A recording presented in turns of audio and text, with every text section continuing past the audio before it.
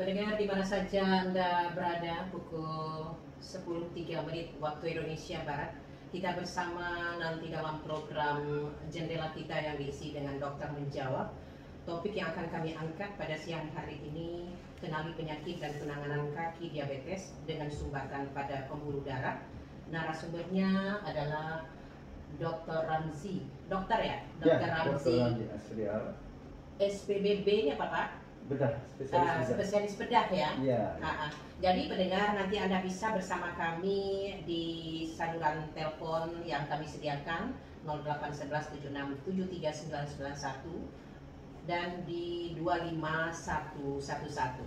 Baik, kita ikuti program Jendela kita, ruang dokter menjawab.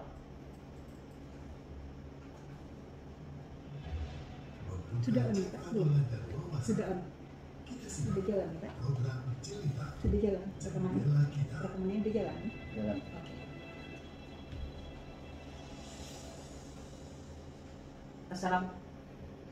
Assalamualaikum warahmatullahi wabarakatuh. Selamat siang pendengar di mana saja Anda berada. Kita berjumpa kembali dalam program Jendela kita, Dokter Menjawab. Mudah-mudahan Anda pada siang hari ini kami jumpai dalam keadaan sehat dalam lindungan Tuhan Yang Maha Kuasa. Dan pada siang hari ini kami hadirkan Dr. Ramzi Asrizal, spesialis bedah. Beliau sudah bersama saya pada siang hari ini. Assalamualaikum dokter. Waalaikumsalam warahmatullahi wabarakatuh. Apa kabar dokter? Baik. Sehat ya? Alhamdulillah. Kita harapkan pendengar kita juga dalam keadaan sehat, bisa bersama-sama kita pada siang hari ini dalam dialog interaktif Dokter Menjawab. Insyaallah.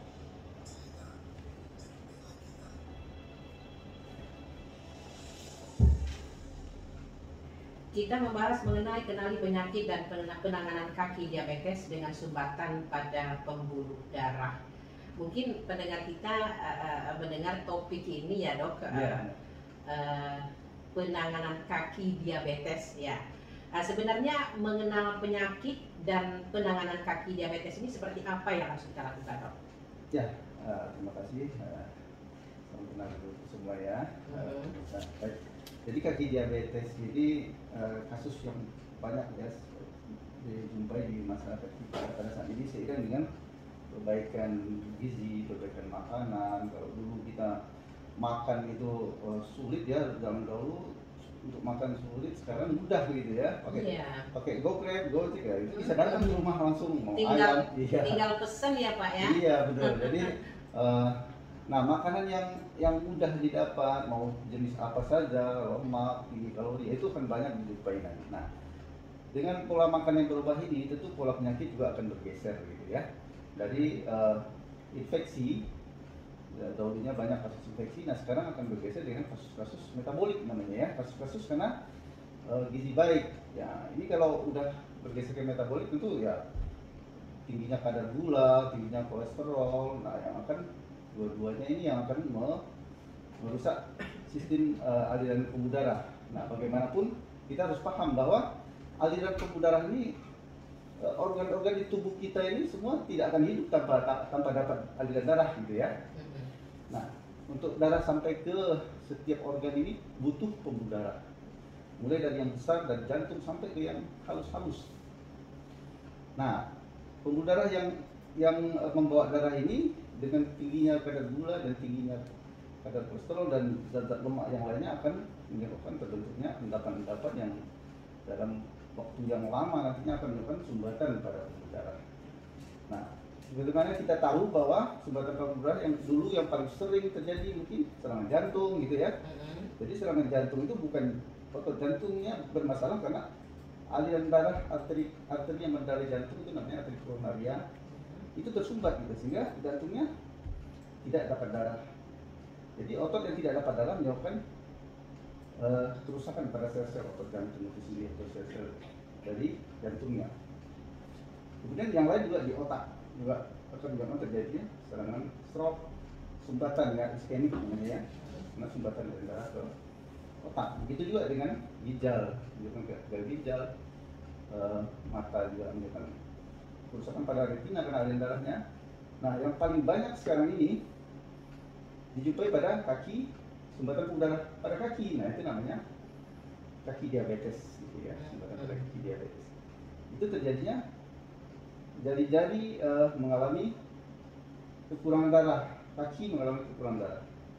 Jadi tupai bawah ini kita bedakan ya, kalau kita bilang kaki itu pergelangan kaki sampai ke bawah, kemudian ada betis dan ada paha gitu ya. Nah yang paling ujung itu tentu jari-jari kaki. Nah ini biasanya kalau terjadi sumbatan pada kaki atau darah pada kaki, yang paling nyeri tentu awalnya adalah jari-jari kaki gitu ya. Nah itu adalah gejala awal. Jadi kalau sumbatan pada pembuluh darah kaki, yang nyeri jari-jari kaki awalnya nyeri dingin, kemudian akan berubah menjadi borok, hitam dan busuk. Nah ini apabila ditunggangi oleh kuman atau bakteri nantinya ya, akan menyebabkan terjadinya luka yang terbuka, busuk, berbau. Nah kita mungkin harus mengenali dari awal supaya jangan sampai sudah borok baru dibawa berubah gitu kan. Tadi sumbatan ada pada jari-jari kaki tadi ya dok ya? Iya, iya. Dia menghitam. Ini berarti aliran darah tadi tidak lancar di sana. Iya, benar. Jadi ini bisa terjadi ini kalau sudah terus menerus Pak dok? Iya, jadi sumbatan pada pembuluh darah kan dari jantung itu darah utama mengalir dari jantung, kemudian turun ke bawah, bercabang dua di kedua tungkai kita, kanan dan kiri. Nah biasanya bisa muncul di kanan atau di kiri tergantung sumbatan itu di mana gitu ya. Jadi sumbatan pada misalnya pada pembuluh darah di paha gitu ya. Kalau menyempit dia di situ, pasti darah yang akan ke jari yang paling tidak mendapat darah nantinya. Walaupun sumbatannya di paha gitu, atau sumbatannya di belakang lutut atau di mata kaki gitu. Jadi yang paling tidak mendapat darah tetap yang paling ujung biasanya gitu. Tidak lancar dia ke bawah. Jadi kaki itu bisa mengecil ya tandanya Pak dok? Ya benar. Mengecil dia, jadi mengecil itu nanti bisa membusuk jadinya atau membengkak. Jadi gini, itu kalau sumbatan pasti berlangsung pelan-pelan dan bertambah besar. Jadi tiap sumbatan pembuluh darah itu mulai dari 0%, 1% tetap begitu.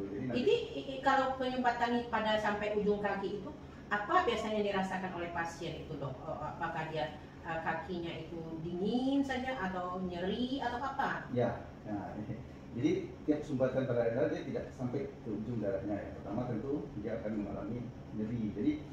Jadi berdasarkan taktik katanya awalnya mungkin nyerinya hanya jadi saat beraktivitas agak jauh. Jadi suka pegel ya, tanda-tanda awalnya. Kemudian nyeri kalau jalan jauh, mungkin sekitar 500 meter terasa nyeri. Nah ini yang lebih ringan. Tapi kalau lebih berat lagi dia jalan 100 meter saja sudah nyeri, 200 meter sudah nyeri kakinya.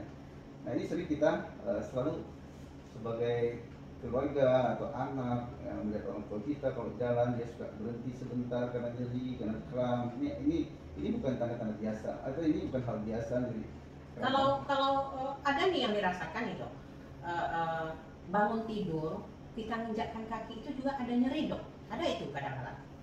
Ya jadi kalau itu bisa karena faktor-faktor lain ya, misalnya karena asam urat atau karena udara dingin ya. Tapi kalau nyeri pada saat berbaring ini khas dari suatu sumbatan pada arteri. Jadi pada saat kaki kita tinggi itu nyeri, artinya darahnya tidak sampai ke kaki dari jantung gitu. Jadi pada saat berbaring nyeri. Nah ini khas dari sumbatan atau penyempitan dari pembuluh darah. Nah itu yang perlu itu diingat. Arteri, ya arteri. Beda dengan vena. Kalau vena, jadi aliran darah balik. Jadi vena itu adalah aliran darah balik yang mesti dipahami. Jadi ada dua pembuluh darah yang membawa darah ke kaki dan membawa darah balik ke jantung. Jadi dua. Itu salurannya berbeda, tidak sama. Gitu. Nah, yang membawa darah dari jantung ke kaki itu namanya pembuluh darah nadi ya, kalau kita bilang nadi atau arteri. Nah kalau yang balik itu namanya pembuluh darah vena kalau istilah medisnya. Tapi kalau kita di masyarakat sering dengar pembuluh balik namanya. Jadi dua itu. Sebenarnya pembuluh darah itu ada tiga, ada lagi limfe itu kelenjar lim. Jadi itu membawa darah balik juga ke jantung dari peripheral, dari pinggir-pinggir, dari kulit, dari mana gitu ya.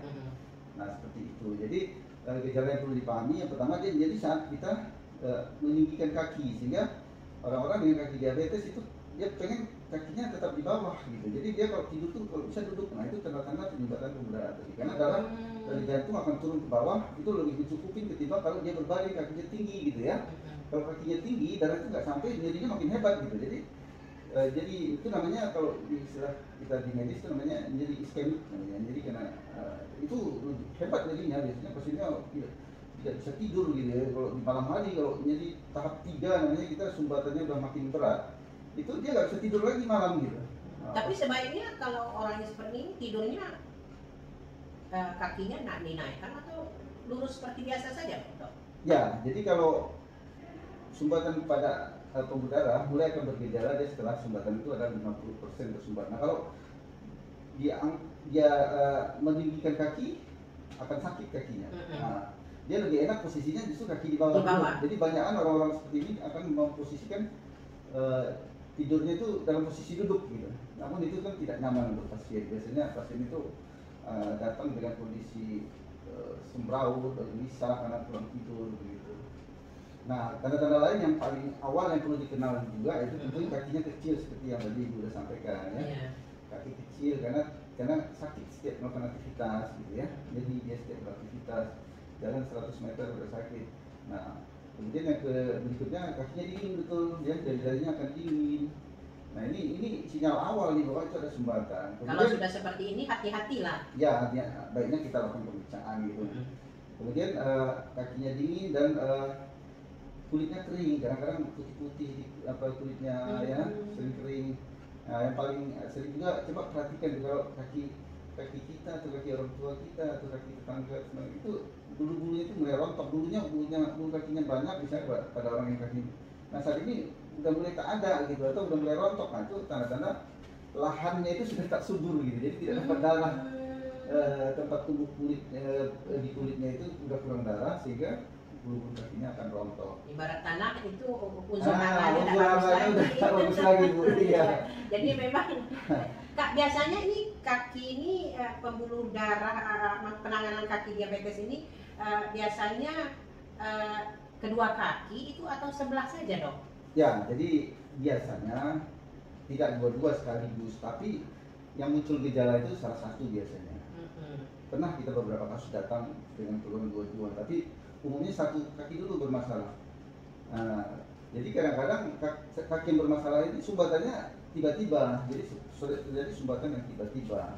Nah, kalau sumbatannya udah lama, dia biasanya sumbat kadang-kadang berat, tapi udah ada cabang-cabang kecil yang membantu mensuplainya. Itu namanya kalau kayak flyover itu tempat yang macet itu tersumbat, dia ada yang nyebrang gitu lah. Itulah. Jadi pembuluh kecilnya itu sudah terbentuk sehingga masih cukup ya gitu.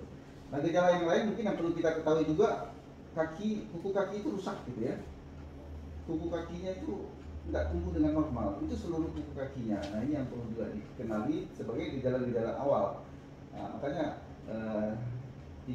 itu tanda-tanda awal yang mesti kita kenali gitu, bahwa ini diabetes sudah mulai muncul. Apalagi ada riwayat diabetes yang sudah lebih dari tahun, 5 tahun gitu ya. Apalagi kemudian orang-orang dengan usia yang di atas 50 tahun ini harus diwaspadai betul sumbatan-sumbatan pembuluh darah ini. Baik, dok, ini tanda-tanda gejala yang harus kita kenal ya. Iya. Nah, jika sudah tahu kemana sebaiknya diperiksa, nanti akan kita bahas setelah selingan berikut ini. Iya, kita break saja. Pandemi COVID-19 hingga saat ini masih menjadi kewaspadaan bersama, membuat kita membatasi aktivitas termasuk sekolah. Namun, belajar mengajar harus diupayakan terselenggara sehingga siswa tetap bisa belajar. Tak terkecuali siswa berkebutuhan khusus. Guru Keliling, program inisiasi RRI bersama sekolah, di mana guru mendatangi siswanya di rumah selama pandemi COVID-19. Prioritas program ini untuk siswa-siswi berkebutuhan khusus dari sekolah luar biasa atau SLB yang paling merasakan dampak selama COVID-19 karena kesulitan menerima pembelajaran melalui daring. RRI di seluruh Indonesia bekerjasama dengan sekolah di daerahnya serta melaksanakan program Guru Keliling mulai awal Oktober 2020.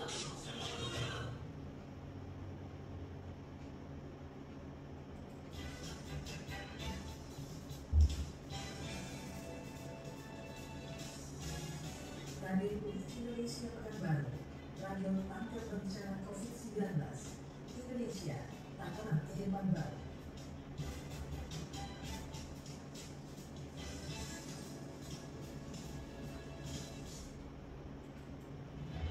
Jelita, jendela kita.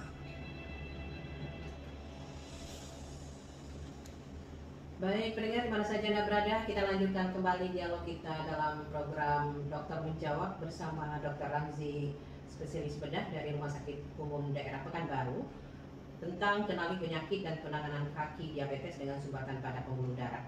Nah dok, kita lanjutkan kembali ya. Ya. Nah, tadi dokter sudah menjelaskan, sudah mengenalkan penyakit, tanda-tanda dan gejala kaki diabetes ini. Nah, kalau tanda-tanda dan gejala itu sudah ada, ini seorang yang menderita ini kemana dia harus pergi nih, periksanya dulu dok? Ya, jadi kalau diabetes tentunya kita harus kenali dulu kalau sudah lebih dari setahun, 2 tahun, atau 10 tahun, 5 tahun ya. Tentu yang pertama kita harus kontrol adalah gulanya ya. Nah, kalau ada hipertensi ya kita harus kontrol tensinya. Ini biasanya ke dokter-dokter penyakit dalam. Misalnya mereka belum tahu bahwa dia diabetes ini dok. Nah, kemana kalau dia? belum tahu diabetes, Gejala yang tanda-tanda yang dokter katakan tadi dia rasakan misalnya. oh iya. Kalau memang ada gejala-gejala tanda itu bisa juga dibawa ke poliklinik bedah vaskular untuk mengevaluasi dahulu apakah memang ada tanda-tanda. Kadang-kadang memang tidak selalu atau di permasalahannya. Jadi bisa karena vena. Kalau karena vena, varises atau sumbatan-sumbatan pembuluh balik itu juga gejalanya hampir mirip ya. Ada kebas, ada bengkak, ada pegel gitu ya. Nah ini ya bisa kita lakukan evaluasi dengan pemeriksaan tentunya dengan USG, dengan pemeriksaan ABI namanya. ABI itu kita periksa tensi di kaki dan di tangannya, kemudian kita bandingkan ya. Oh, jadi kaki juga bisa diperiksa tensinya dok? Bisa. Jadi kalau secara normal tensi di kaki itu lebih tinggi sedikit daripada di tangan ya. Jadi selama ini baru ini saya dengar dok. Ya. Jadi kalau kita selalu memeriksa kalau Tensi awal selain yang paling mudah itu tentu saturasi di jari-jarinya yang kita cek itu kalau ada sumbatan pembuluh darah ya. Kadang-kadang karena trauma juga bisa tersumbat ya. Nah, jadi kita periksa tensinya, nadinya di kaki dan di tangan. Kemudian klinisnya kita periksa juga nadinya itu kuat atau enggak gitu ya. Jadi kuat angkatnya baik atau enggak dibandingkan kiri dan kanan atau dibandingkan dengan orang normal begitu ya. Nah, jadi ya kita ABI itu kita periksa, jadi tensi di kaki dibandingkan dengan tensi di tangan, jadi ankle brachial index namanya itu. Jadi kaki dan tangan dibandingkan, kemudian kalau di bawah 0,9% itu kemungkinan ada sumbatan pembuluh darah di tungkai gitu ya. Kalau kita sudah periksa ini, udah jelas ini mungkin ada diabetes ya. Nah, ini untuk mencegahnya supaya tidak sampai ada saya dengar orang tuh tiba-tiba dia sampai dipotong kakinya, kan begitu dok? Iya benar. Ya. Ini bagaimana dok? Nah inilah salah satu misi kita kalau di vaskular di luar negeri itu orang udah jadi amputasi itu bisa dicegah gitu dengan kalau memang masalahnya masalah sumbatan pembuluh darah ya, karena hampir semua itu permasalahannya gitu ya. Jadi kalau sumbatannya memang sudah terlihat, kita lakukan dengan pemeriksaan screening awal dengan ABI tadi, kemudian dengan USG tentunya ya. Di poliklinik kita nilai selain klinis ya, kita lakukan pemeriksaan dengan USG. Itu akan nampak. Itu namanya USG duplex ya. Itu sudah tersedia di poli-poli di bedah vaskular umumnya ada untuk mendeteksi. Kita bisa menilai itu berapa persen sumbatannya ya. Misalnya sumbatan udah 50%, biasanya gejala pada kaki itu akan muncul kalau sumbatan sudah di atas 50%. Kalau masih di bawah itu masih bisa ditolerir oleh tubuh ya. Jadi jadinya belum akan nyata kalau di bawah 50% sumbatan. Tapi kalau udah di atas itu akan muncul gejala. Nah, tahap awal biasanya ya tentu kita akan kontrol dulu semua. Baik gulanya biar tidak makin progres sumbatannya. Kemudian tensinya tetap harus kita kontrol supaya kolesterolnya, lemak-lemaknya semua harus dikontrol sehingga tidak membentuk sumbatan-sumbatan baru. Nah, itu yang kemudian ya tentu ada edukasi yang akan kita berikan di poliklinik nantinya untuk kasus-kasus yang masih ringan gitu ya. Nah, jadi tahap 1 dan 2 itu, tahap 1 itu masih normal ya walaupun tidak ada sumbatan. Tahap 2 udah mulai, itu namanya jadi saat beraktivitas atau istilah kita claudication intermittent namanya. Jadi kalau saat berjalan itu ada dua, jadi itu ada berjalan di atas 200 meter atau di bawah 200 meter. Kalau yang berat itu di bawah 200 meter dia harus sudah berhenti dulu 5 menit atau 10 menit itu berhenti. Kalau dia berjalan jadi kakinya berhenti dulu, 5 menit baru dia bisa berjalan lagi. Nah itu yang berat. Tapi kalau yang ringan biasanya ya di atas 200 mau 500 meter 1 kilo jalan baru dia harus istirahat dulu gitu ya. Baik, kita berikan kesempatan kepada pendengar kita untuk bergabung ya dok. Ya, ya. Pendengar silakan Anda bergabung bersama kami di program Dokter Menjawab ini di 0811767391 atau di 25111. Kita hari ini bersama Dr. Ramzi, orang dokter spesialis bedah. Kita membahas vaskular ya. Spesialis bedah vaskular ya Pak. Iya, Ya. iya. Kita membahas mengenai kenali penyakit dan penanganan kaki diabetes dengan sumbatan pada pembuluh darah. Ada yang masuk dok, kita Iya. terima. Assalamualaikum. Itu. Dengan siapa di mana? Oh Pak Rifai, apa kabar Pak Rifai? Iya. Alhamdulillah Pak Rifai sehat. Apa yang ingin ditanyakan sama dokter? Iya. Silakan Pak Rifai. Amin. Amin, alhamdulillah.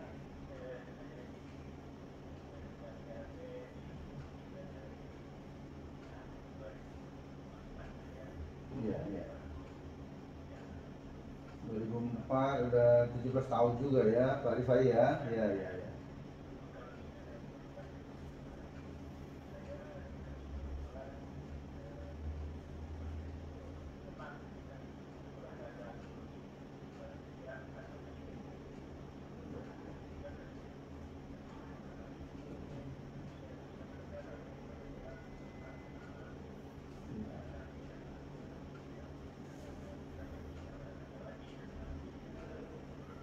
Iya. Metformin. Metformin.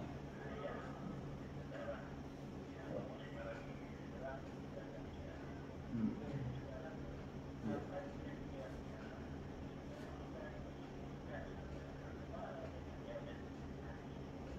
Iya, iya.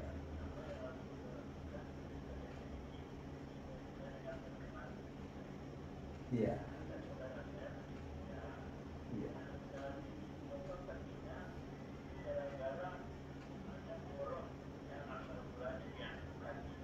Iya, Dan, berarti ya.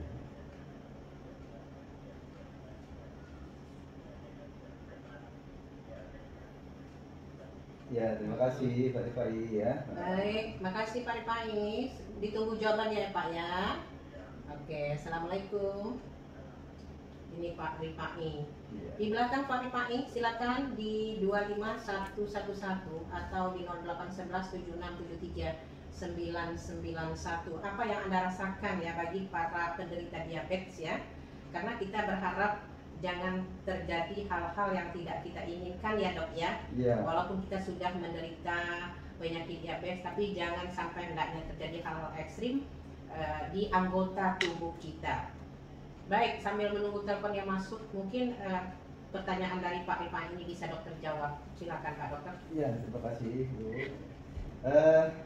Jadi tadi mungkin saya koreksi sedikit, Bapak Rifai sudah dapat metformin 500 mg, itu adalah obat gula, salah satu jenis obat gula. Jadi ini bisa dikonsultasikan juga nantinya bahwa ini bukan pengecer Pak Rifai ya. Jadi memang upaya-upaya yang kita lakukan dari medis tentunya memberikan, kalau gula memang harus kita kontrol supaya gulanya kalau bisa di bawah 200 atau normal lah tentunya ya, di angka yang normal ya. Normalnya gula itu berapa dok? Ya kalau gulanya puasa misalnya harus di bawah 100 atau 200 ya tentunya ya. Kalau normal setelah makan ya kalau bisa 120 ya itu ranknya di 120 itu rank normal. Tapi kalau udah di atas itu ya mungkin perlu kita pikirkan itu ada tanda diabetes gitu ya. Nah kalau gula terlalu tinggi ya tentu perlu makan obat gula. Nah kalau Bapak Rifai udah di atas 17 tahun ya mengalami dia, berarti yang penting gula ini memang tidak akan bisa sembuh, namun dia bisa terkontrol gitu ya. Jadi tidak ada istilah sembuh karena misalnya pankreasnya penghasil insulinnya udah rusak ya kan. Nah, jadi upaya-upaya yang lain tentu ada banyak macam, ini salah satu aja metformin ini ada macam-macam obat gula ini ya. Nah ini mungkin ke dokter penyakit dalam bisa dikonsultasikan. Nah, kemudian obat anti hipertensi kalau tensinya tinggi juga harus dikontrol supaya pembuluh darahnya baik gitu, karena sumbatan pembuluh darah karena kolesterol yang tinggi, lemak tinggi juga diwujudkan dalam bentuk hipertensi tersebut. Jadi hipertensi itu pasti reaksi tubuh sebenarnya normal, reaksi tubuh normal, tapi ada bagian tubuh yang mengalami sumbatan pembuluh darah sehingga sel-sel yang kekurangan darah tadi itu harus dapat cukup supaya tidak mati gitu. Nah, jantung akan dipaksa oleh otak untuk menaikkan tensi. Jadi ini kompensasi normal hipertensi ini juga salah satunya. Jadi kalau kita tensi tinggi harus kita turunkan, konsekuensinya darah yang iskemik akan menjadi berat gitu ya. Nah itu salah satu. Jadi mungkin yang perlu diatasi adalah sumbatannya itu yang harus diselesaikan gitu, ya kan? Sumbatan pembuluh darah itu. Untuk menyelesaikan sumbatan pembuluh darah Dok? Nah nanti ada kita bicara penanganan secara tindakan. Nah, pengencer salah satu tindakan untuk mengurangi pembentukan sumbatan-sumbatan baru. Itu ada sumbatan itu ada macam-macam juga. Ada namanya plak ya, plak itu sumbatan di dinding pembuluh darah dalam yang ada. Nanti ada namanya kalsifikasi, itu dari kalsium yang menumpuk sehingga dia keras udaranya seperti saluran air yang keras gitu ya. Kalsium yang menumpuk. Iya. Itu penyebabnya kalsium itu menumpuk dari zat makanan apa tuh Dok? Dari zat makanan, semua makanan kita banyak mengandung kalsium. Elektrolit namanya itu kalau di dalam darah itu ya, kalsium salah satunya. Kemudian ada namanya trombus, jadi bekuan-bekuan darah yang nyumbat. Biasanya kalau udah ada sumbatan sekitar 50% sumbatan di pembuluh darahnya, ini trombus kan gampang membentuk karena aliran itu turbulensi namanya, aliran berputar di belakang dari tempat sumbatan itu, sehingga berputarnya akan membentuk bekuan yang lebih mudah membentuk bekuan. Jadi kalau sudah sumbatan di atas 50 akan berpotensi terjadi penyempitan di atas 50% pembuluh darah berpotensi akan menyebabkan sumbatan ya, karena aliran darah itu banyak yang mengalami turbulensi sehingga mudah membentuk bekuan darah. Jadi kalau kita luka lihat aja darah kita berapa menit membeku di luar darah kita terbentuk bekuan. Nah seperti itu juga di dalam kalau mengalami gangguan aliran gitu ya. Ya. Dok, orang yang terkena diabetes ini katanya ada yang mengatakan diabetes ini ibunya penyakit. Itu kan mengerikan Dok. Ya itu kan masalah insulin itu kalau dia insulinnya itu kata dokter tadi dihasilkan oleh pankreas. Pankreasnya itu udah rusak. Iya, jadi pankreasnya udah terganggu bisa 50%, 60% tergantung. Jadi kalau udah sama sekali total ya kita harus pakai insulin tentunya, langsung disuntikan gitu. Jadi orang yang diabetes ini bisa kena jantung, hipertensi, kolesterol. Iya. Hampir semua serangan stroke apa semua kaki diabetes itu salah satu. Gagal ginjal itu semua karena diabetes itu semua. Jadi begitu banyaknya ya. Karena masalahnya itu masalah di yang dirusaknya pembuluh darah yang mendarah itu. Jadi organ kita ini tak akan hidup kalau nggak dapat darah gitu. Jadi inilah yang perlu kita jaga ya Dok. Iya. Salah satu pertanyaan dari Bapak tadi bagaimana upaya mencegah. Yang pertama selain kalau medis ya tentu kita kontrol gula, kontrol tensi, kasih obat pengencer. Nah, obat pengencer itu macam-macam Pak Rifai ya. Nah, mungkin ada kalau pernah aspilet namanya, ada opidogrel untuk jantung, macam-macam ya. Itu pengencer gula itu banyak macam juga. Kemudian upaya-upaya kita yang pertama tentu Bapak harus tetap bergerak intinya supaya ada perbedaan tekanan, ada aliran darah yang baik. Kemudian mengontrol makan ya.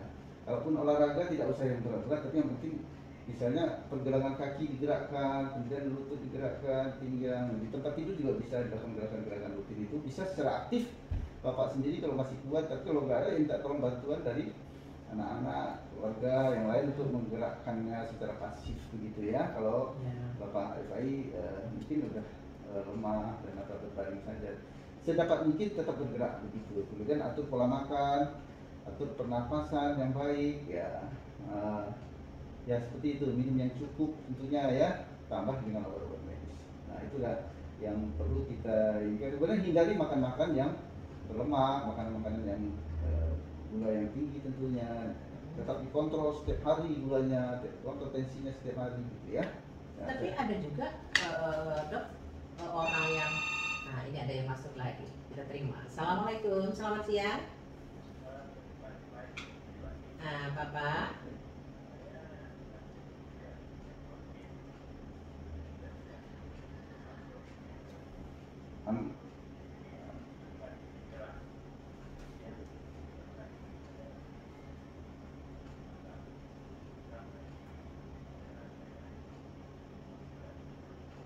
ya.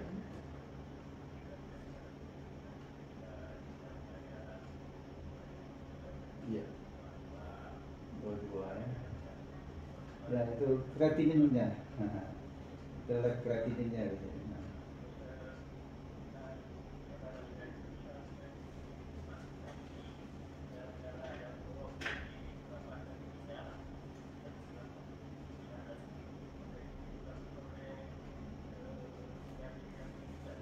Ya, jadi gini. Jadi amlodipin tadi Pak Rifai itu adalah obat hipertensi ya, jadi menurunkan tensi. Jadi Pak Rifai cukup banyak nih, ada gula, ada tensi ya. Iya, ya tentu. Ya.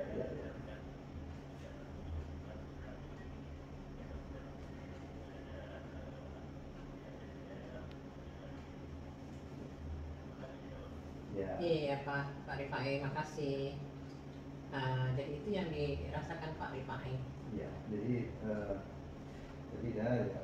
Kemudian mungkin kalau gulanya terlalu tinggi, tidak terkontrol ya akan bermasalah dengan pembuluh darah. Kalau udah muncul gangguan itu tahap terminal dari sumbatan pembuluh darah yang sudah menyebabkan terjadinya borok gitu ya. Nah, kalau borok, ya kita mencegah jangan sampai muncul borok gitu.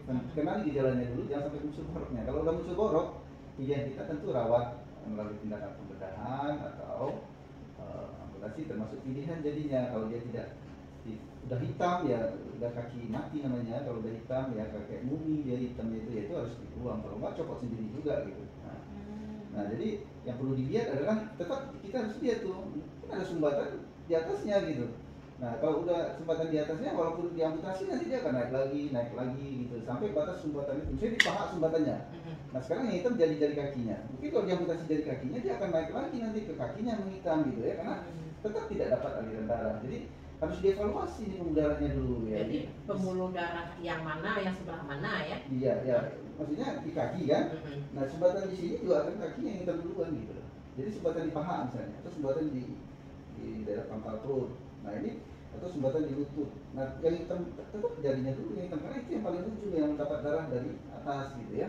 Untuk mengetahui di mana letak sumbatan itu bagaimana? Nah itu pertanyaan bagus ya. Nah, itu makanya saya bilang tetap harus diperiksakan. Jadi walaupun saya sering dapat tanpa ada luka, tapi kadang-kadang ada luka kecil saja di kaki tapi nggak mau sembuh udah sebulan ini harus segera atau kelainan-kelainan pada kuku atau yang kecil otot kakinya ini diperiksa di screening namanya. Kita tahap yang paling sederhana dengan ABI tadi, yang kedua dengan USG. Jadi kita lihat dari atas sampai ke bawah ada nggak sumbatannya.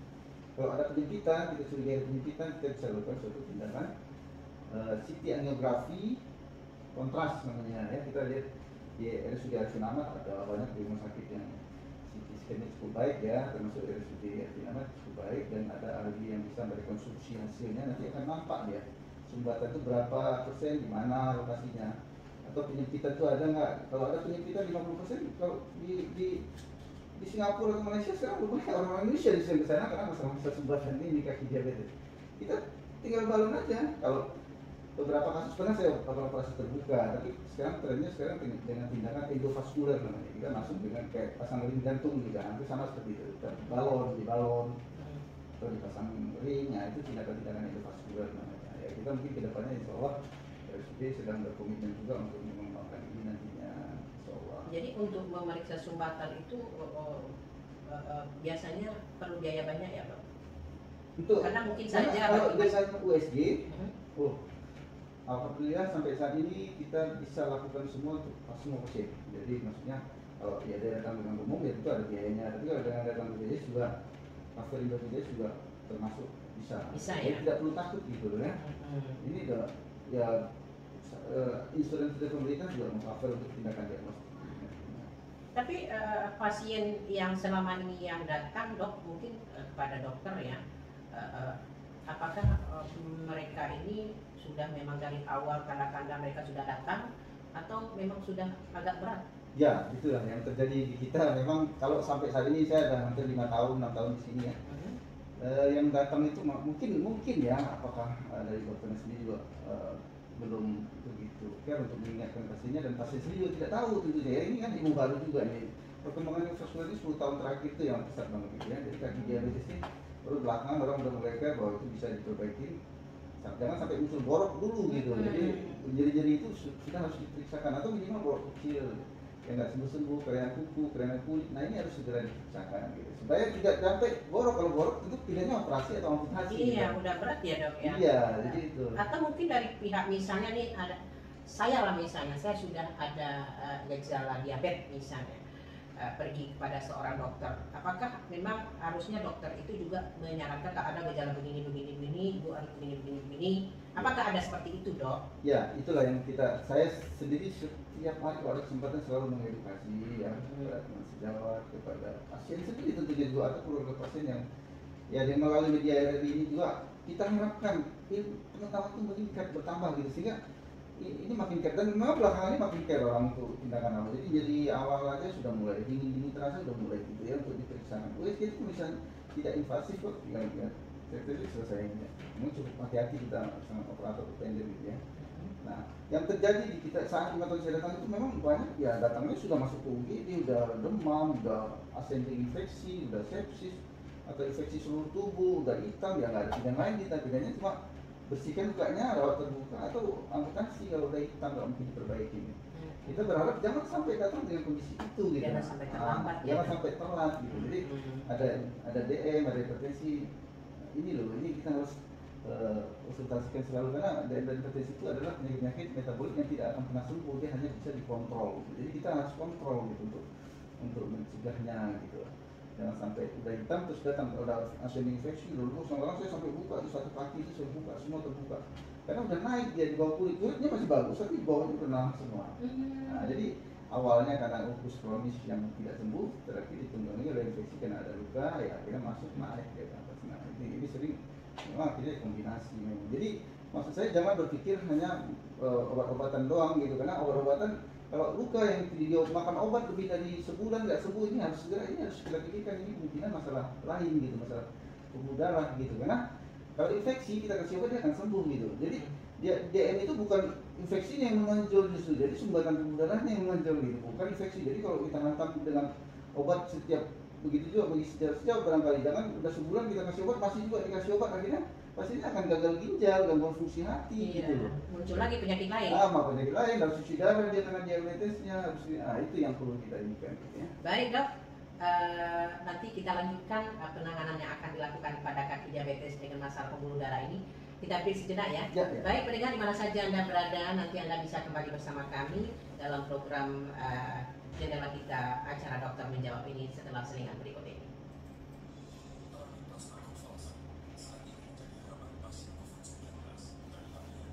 Infeksi berat, para penyintas COVID-19 dapat berperan aktif membantu Kakak saya diabetes, Dok, jantung, tensi. Itu katanya kakinya pegal-pegal tuh dikasihnya apa? Ada koyo yang apa tuh katanya? Mana koyo ada di kulitnya. Itu mungkin itu pegal-pegal tuh ya, Dok ya? Itu harus diwaspadai ya? Iya, jadi kalau sering pegal-pegal, sering ini nyeri, terutama kalau kakinya ditinggikan nyeri itu kadang-kadang sembarangan. Tapi kalau kakinya di bawah nyeri itu kadang-kadang masalah vena, varises terutama sebenarnya. Nah, varises ini perlu sesi khusus juga bisa bicara, karena itu menarik juga sama orang. Karena pegel-pegel bengkak kaki itu bukan masalah enteng gitu. Berarti ada varises. Banyak banget pasien saya sekarang tiap seminggu. Saya varises juga, Dok. Varises kaki saya. Varises itu ada 6 tingkatan, yang terakhirnya itu yang tahap 3 itu bengkak, yang tahap 4 itu kaki itu mulai gelap ya, agak hitam mata kaki. Tahap 5 itu borok di mata kaki tapi masih bisa sembuh. Tahap 6 boroknya bertahun. Itu kadang-kadang itu membawa maut ya, Dok ya? Iya, itu kadang-kadang orang nggak ngerti itu. Nggak tahu dia. Kadang-kadang dibiarkan aja. Borok ini kaki diabetes kayak ini karena DM, tapi nggak ada pasien-pasien varises itu jarang ya. Jadi varisesnya harus diatasin gitu. Banyak banget di Jawa Barat itu kerjaan. Tapi saya varisesnya sejak gratis, Dok. Iya, justru waktu apa itu masih tahap itu, dia masih tahap 1-2 itu memang tahap 1 itu gejalanya nggak begitu, paling pegal-pegal di betis ya. Tapi saya tidak saya tidak diabetes. Sudah sering periksa nggak ada diabetes. Ya, makanya kalau varises itu tidak akan jarang varises itu diabetes. Tapi kalau dengan diabetes itu lebih berat gejalanya. Tapi saya hipertensi, Dok. Jadi saya makan obat setiap malam, poros merah ya. Saya berobat spesialis saraf Dr. Agus, kelas di polisi. Karena telinga saya ini sebetulnya ini saya pede aja nih ya, Dok. Ini sini tidak berfungsi lagi, Dok. Ini aja. Nah, jadi karena telinga saya ini kadang keseimbangan saya terganggu. Iya, ada pusat keseimbangan di telinga kan. Cuma pede aja pede aja karena 6 bulan lagi dok habis 2002 besok saya pensiun. Oh, iya. Jadi saya pede aja saya lagi dok kerja nih. Iya, iya. Adalah jalanin Tapi aja masih dengan bagus kok, saya mau ngomong kan biasa aja. saya jalani aja dengan ikhlas dok. Jadi saya tidak menganggap saya punya penyakit. Saya tidak menganggap saya peka dok. Iya, Jadi harus saya mau. positif aja. Saya tetap diam baca berita kan. Ya tapi tak terlalu terganggu saya lihat. Nah, enggak begitu kali. Enggak mau saya pakai alat pendengar nih. Enggak mau saya pakai alat pendengar sini. Kalau masih bisa tuh, saya juga nggak apa, paling berkurang sedikit. Kita lanjut ya dok. Ya. Pendengar di mana saja Anda berada, pukul 10.47 menit waktu Indonesia Barat di sesi ketiga ya. Bagi yang ingin bergabung silakan Anda dalam program acara Dokter Menjawab ini ingin bertanya. Kita membahas kenali penyakit dan penanganan kaki diabetes dengan sumbatan pada pembuluh darah bersama Dr. Ramzi, spesialis bedah dari RSUD Pekanbaru. Tadi dok sudah dokter jelaskan upaya untuk mencegah tindakan ekstrim. Kalau sudah sudah tahu kita ini gejalanya begini-begini. Nah, penanganan yang kita lakukan itu terhadap kaki diabetes dengan masalah pembuluh darah ini apa yang bagusnya dok? Ya, ya. Jadi kita kalau sudah kenal dan sudah melakukan pemeriksaan Dekat gitu sedikit, dok. ya, sudah kita udah periksa dan ternyata ada masalah sumbatan ya. Nah, kita akan nilai ini nanti ada sumbatan yang ringan, sedang atau berat. Nah, kalau sumbatan berat tentunya kita harus tangani secara segera gitu ya. Nah, kalau sumbatannya ringan, misalnya dia berjalan sedikit saja udah sakit kakinya, ini harus diwaspadai, ini harus segera kita cegah, jangan sampai berlanjut menjadi sumbatan total ya. Jadi penyempitan ini jangan sampai menjadi sumbatan total.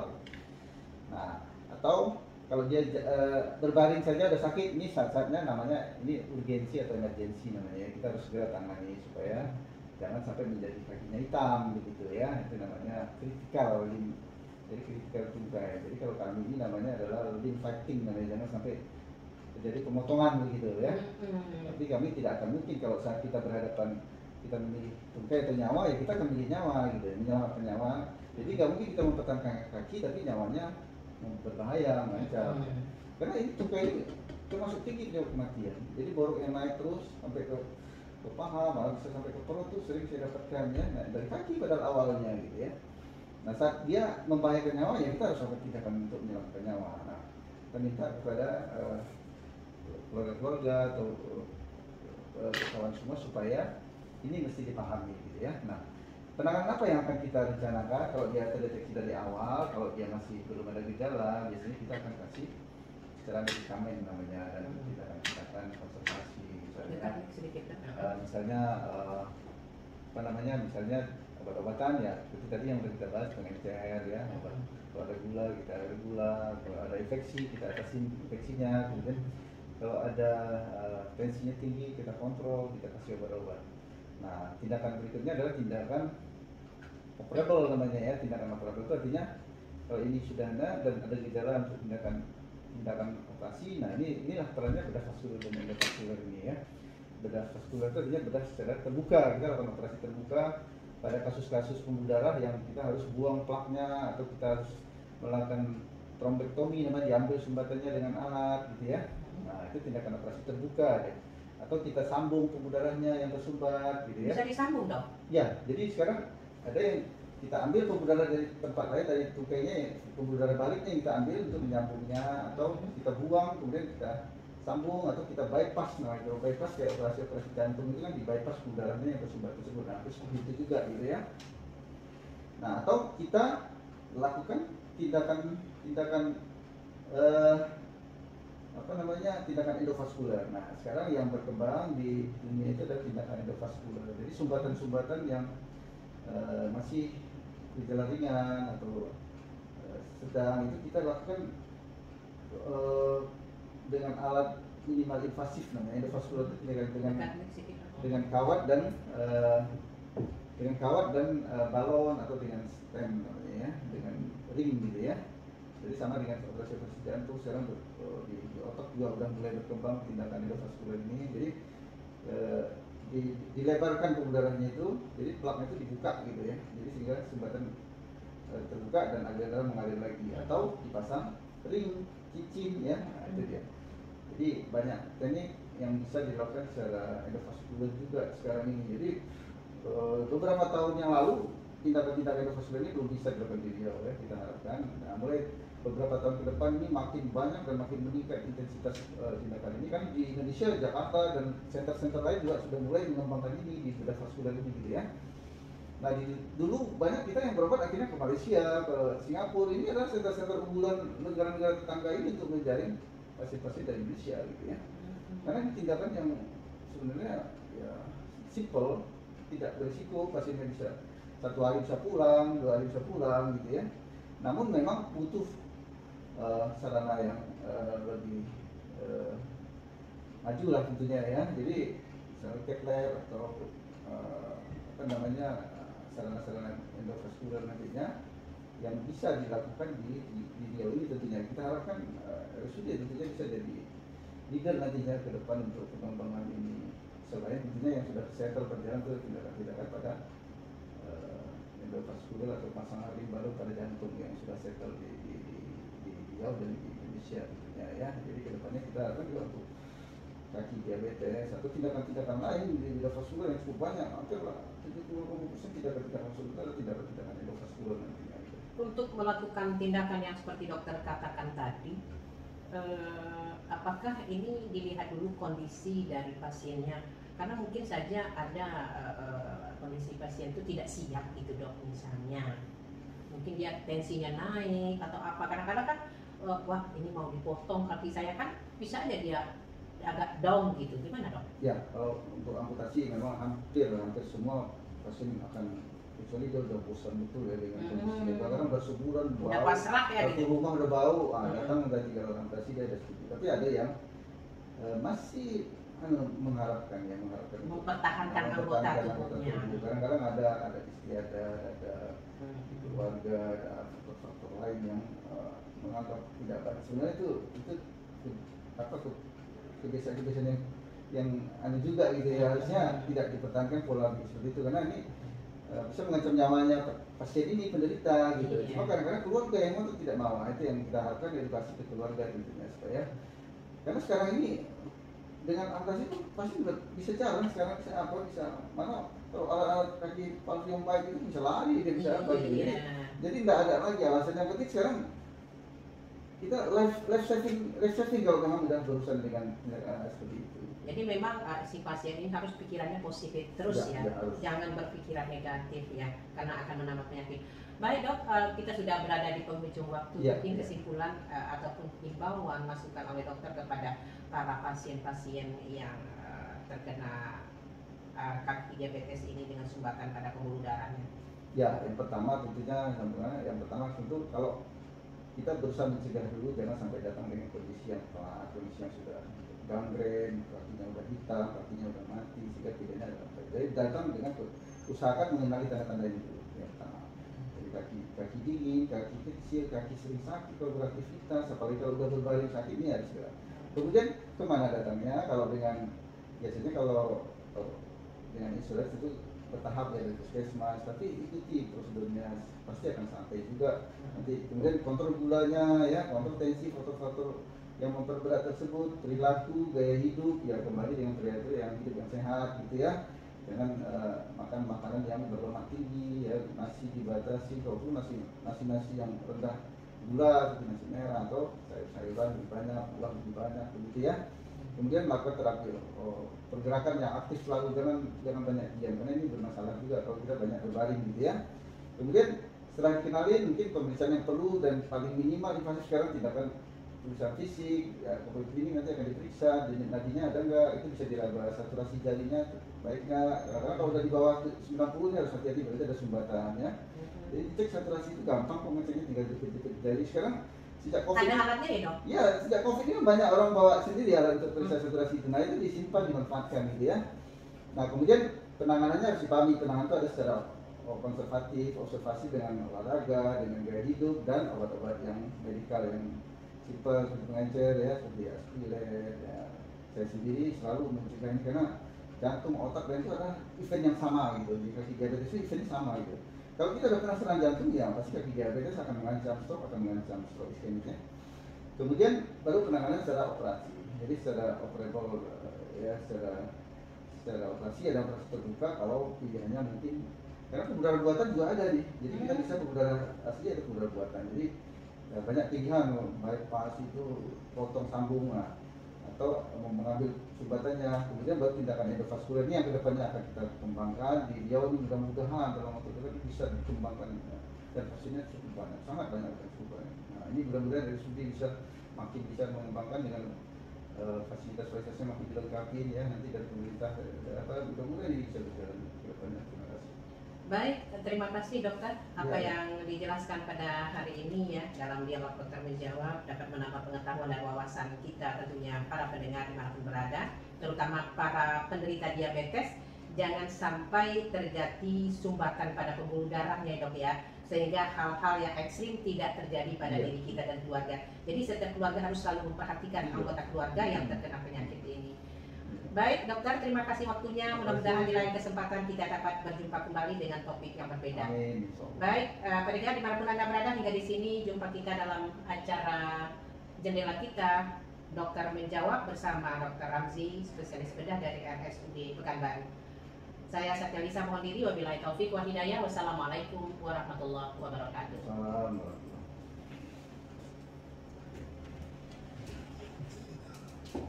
Pendengar, madu adalah manis tertua umat manusia. Petunjuk tidak langsung tentang pentingnya lebah dan produk lebah diberikan oleh Metro Clinic Terima kasih ya dok.